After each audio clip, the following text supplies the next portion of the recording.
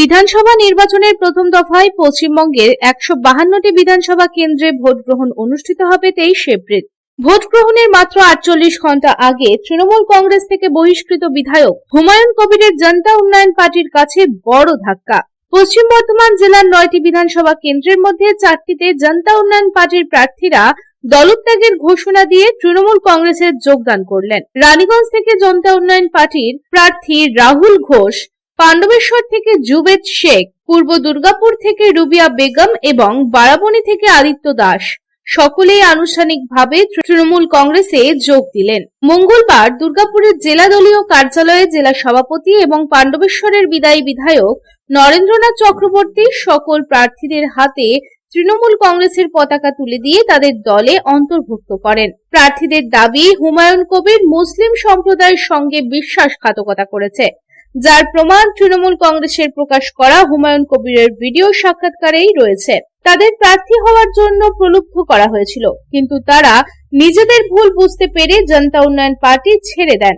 জনতা উন্নয়ন পার্টি ছাড়ার পর প্রার্থীরা আরো বলেন, বিজেপির বিরুদ্ধে যদি কেউ লড়তে পারে তবে তা তৃণমূল কংগ্রেসই। তৃণমূল কংগ্রেস সুপ্রিমো মমতা বন্দ্যোপাধ্যায়ের ওপর তাদের সম্পূর্ণ আস্থা রয়েছে এবং তার নেতৃত্বেই তারা লড়াই চালিয়ে যাবেন। এক প্রশ্নের জবাবে প্রার্থীরা জানান যে মনোনয়ন প্রত্যাহারের আর কোনো সুযোগ না থাকলেও তারা তৃণমূল স্তরে গিয়ে তৃণমূল কংগ্রেসকে ভোট দেওয়ার জন্য জনগণকে আহ্বান জানাতে থাকবেন।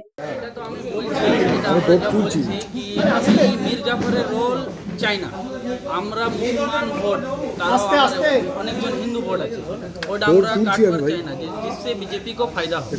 हम लोग नहीं चाहते। ऑल इंडिया तृणमूल कांग्रेस ही एक विकल्प है जो बीजेपी को हराने का दम रखता है। ये जो यूपी पार्टी 4 तारीख का बाद कहाँ जाएगा किसी को कुछ नहीं मालूम, सिर्फ वोट लेने के लिए राजनीति में आया है। এদিন এই প্রসঙ্গে পাণ্ডবেশ্বর বিধানসভা কেন্দ্রের তৃণমূল প্রার্থী নরেন্দ্রনাথ চক্রবর্তী জানান, মানুষের জন্য কাজ করি, মানুষের ওপর ভরসা আছে, বিশ্বাস আছে, লড়াই আছে। এই চক্রান্ত ভেঙে দিয়েছি। আমি তো মানুষের জন্য কাজ করি, মানুষের উপর ভরসা আছে, বিশ্বাস আছে, লড়াই আছে, দেখা যাবে কারণ চক্রান্ত তো করেছিল, সেই চক্রান্ত ভেঙে দিয়েছি। কোনো আশা করতে পারে না ওরা, ওরা কি অমিত শাহজি, হেমন্ত বিশ্ব শর্মা এরা কি কখনো আমার বিধানসভায় আসে? এদিন তিনি আরো জানান, কিছু মানুষ ভেবেছিল মুসলিম মানুষের সম্প্রদায়কে ভুল বুঝিয়ে ষড়যন্ত্র রটাবে। হুমায়ুন কবিরের প্রতিষ্ঠিত দল জনতা উন্নয়ন পার্টির প্রার্থীরা তাদের প্রার্থী পদ ভেঙে দিয়ে তৃণমূল কংগ্রেসে যোগদান করলেন। তারা বাংলার মানুষের হয়ে, উন্নয়নের হয়ে কাজ করবেন। খেলা ভাঙার দিন কিছু মানুষ ভেবেছিল মুসলিম সম্প্রদায়ের মানুষকে ভুল বুঝিয়ে হিন্দু মুসলিমের ঝগড়া লাগিয়ে বাংলাতে এই ভোটের আবহে একটা ষড়যন্ত্র রচনা চলছে। আমার 4 বন্ধু এসেছে, তারা আপনারা জানেন যে হুমায়ুন কবিরের প্রতিষ্ঠিত দল আম জনতা উন্নয়ন পার্টি, এই দলের প্রার্থী হয়েছিলেন রাহুল ঘোষ, বেগম দাস,